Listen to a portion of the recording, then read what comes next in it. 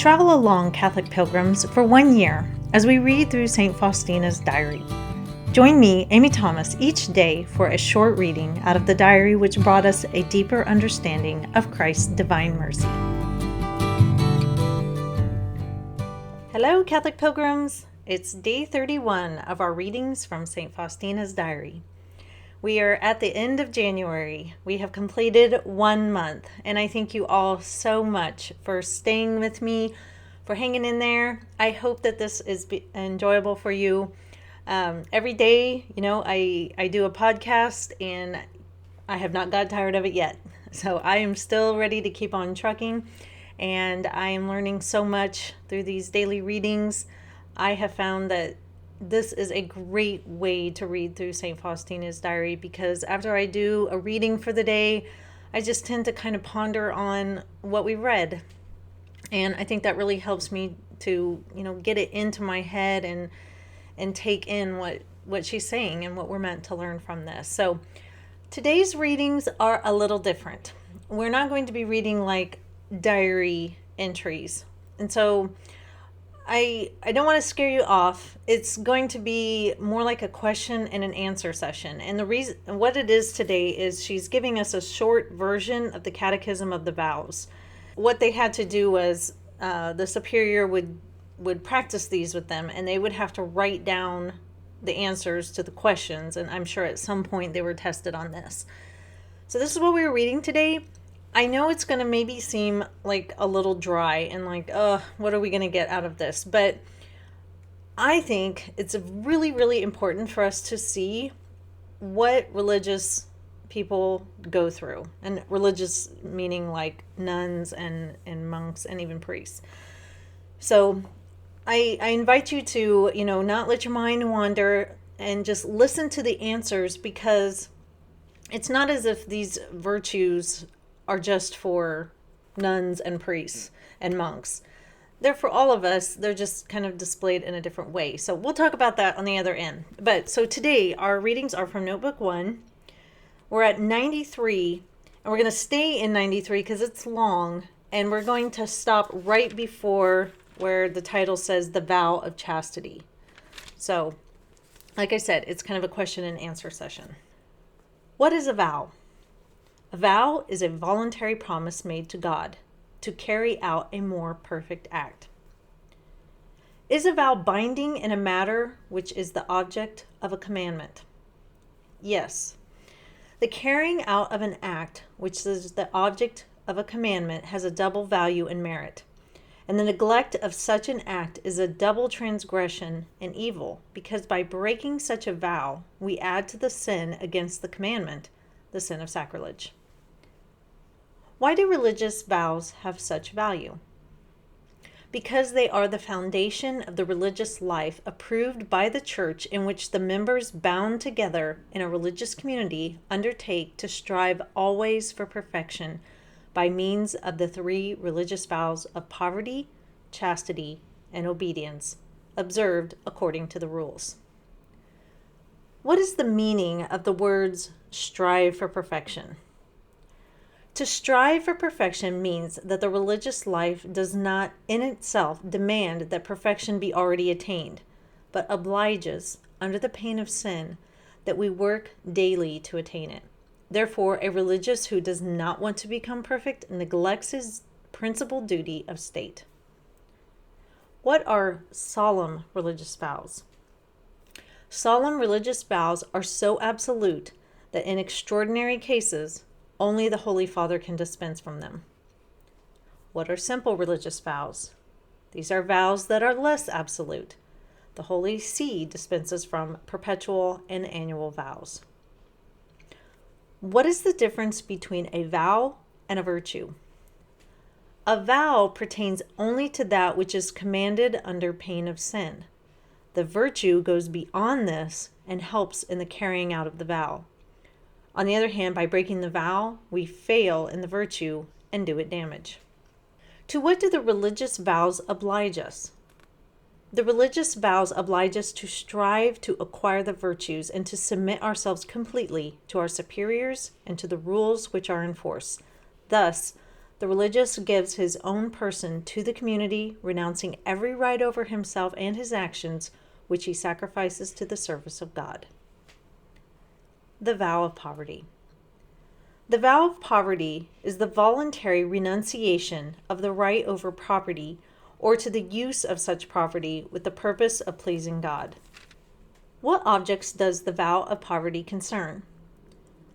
All those goods and those objects which appertain to the community. We have no longer any right over anything that has been given to us once it has been accepted, whether an article or money.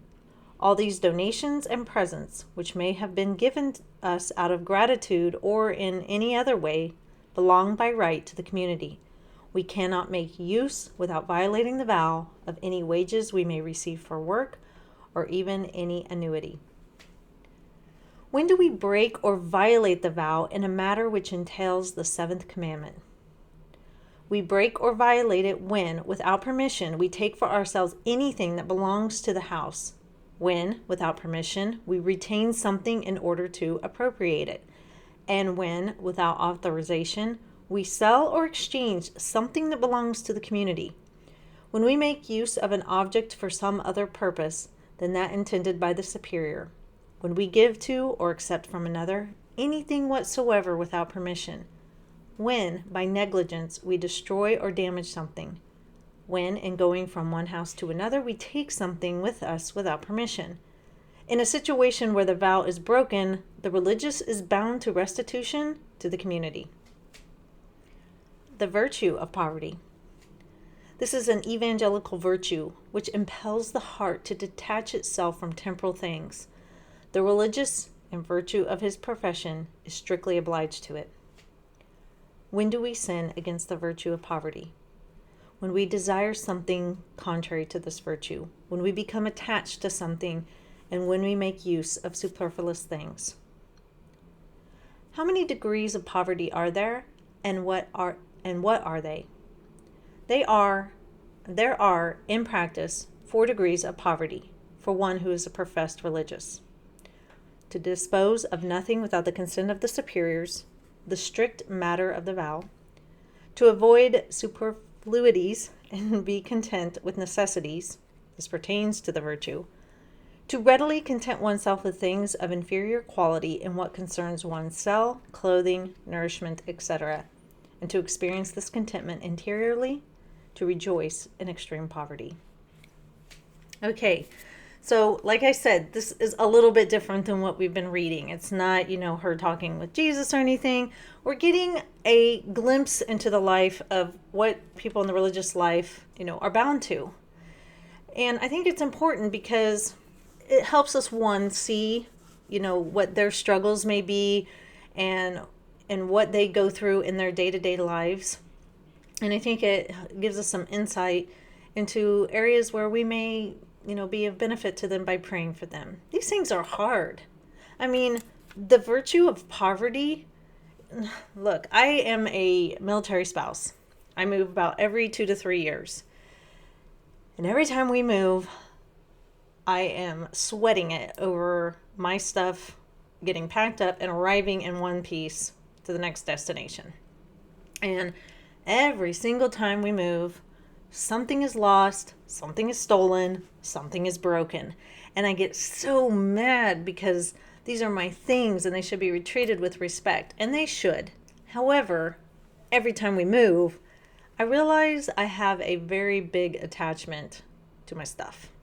This isn't to say it's wrong to have things or, that we shouldn't go out and buy things that we like or that we shouldn't get mad if people purposefully break our stuff or don't take care of it. That's not what I'm saying, but I realize that I have a attachment to things. And since being over here in Turkey, we couldn't bring a lot of things with us. We were only allowed a very small amount of weight for our stuff, so we didn't bring a lot of stuff. And so we were stripped bare. When we got over here, we had to go buy some things because we didn't have like towels and sheets and pillows and things like that. And we have been completely stripped bare, and it's taught me that I do have an attachment to my things, maybe an unhealthy one. So when I'm reading through this, the virtue of poverty, man, religious people, nothing is theirs. Nothing. They share everything. They have to be okay with inferior things. Whereas I want to go out and buy the best quality of everything. And if I have something that's not that good, I grumble and whine and then spend my money to go get a better one. They have to be content with that and be okay with it. Inferior clothing, inferior sheets, whatever. They have to be okay with that. And that's hard. That's hard. We think, living out in the world as lay people, that our lives are super hard. I don't know. That's hard. Because can you imagine nothing is yours? Nothing? That you give it up for the good of the community and for Christ? I find that incredibly difficult. And then, just talking about vows. Vows, it seems in this day and age, and maybe it's always been this way, are just, they're things that we make when we're feeling good, and then when we're not feeling it so much anymore, we break them, and we don't even give any concern to them. I mean, just look at the divorce rates in our country. Vows are broken right and left. The religious take vows just as married people take vows. And, except for with the solemn religious vows, they are so absolute that only in extraordinary cases can the Holy Father dispense from them. That's like our marriage vows. Really, only if the marriage is found to be invalid can you be, free from the vows that you took on your wedding day. So vows are serious because we're saying to God, I'm going to do this for you. And when we don't, and when we break that, we say, nah, I'm not going to do that. That's serious.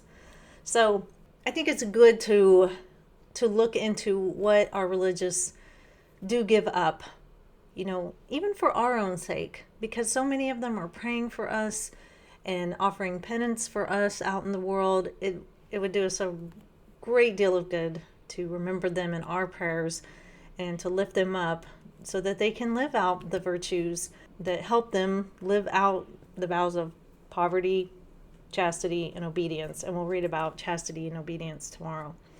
So that's all I have for today, Catholic Pilgrims. Today is my birthday. I am 42 years old. 42 years ago in Wichita, Kansas, my mother gave birth to a almost 10-pound baby. If you're curious, in Turkish, 42 is Kirk Iki. Isn't that fun to say? Kirk Iki. I'm Kirk Iki. But yes, so if I could ask for your prayers, please pray for me that, I persevere in this podcast and that I do God's will with it, that the Holy Spirit enlightens me each and every day to bring you, good reflections, good readings, and, pray for our family over here in Turkey.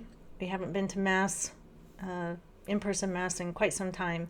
So I could always use your prayers. That would be the greatest birthday gift you could give me.